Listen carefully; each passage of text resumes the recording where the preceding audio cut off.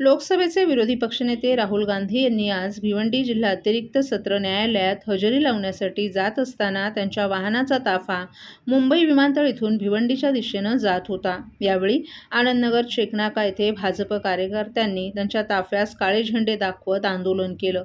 या घटनेमुळे काही काळ परिसरात तणावाचं वातावरण निर्माण झालं होतं। पोलिसांनी तात्काळ परिस्थिती नियंत्रणात आणत ताफा पुढे मार्गस्थ केला। भिवंडी न्यायालयात त्यांच्या विरोधात फिर्यादी राजेश कुंटे यांनी मानहानीचा दावा दाखल केलाय। 2014च्या लोकसभा निवडणुकीदरम्यान सोनाळे गावातील प्रचार सभेत महात्मा गांधी यांच्या हत्येमागे राष्ट्रीय स्वयंसेवक संघाचा हात असल्याचं विधान राहुल गांधी यांनी केल्याचा आरोप आहे।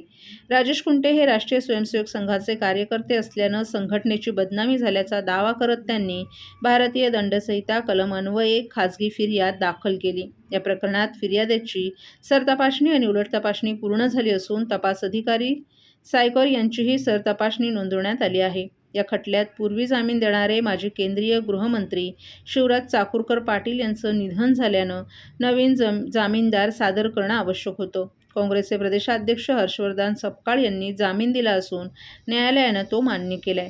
राहुल गांधी यांनी भिवंडी जिल्हा अतिरिक्त सत्र न्यायालयात एका प्रकरणात नवीन जामीनदार सादर करण्यासाठी हजेरी लावली।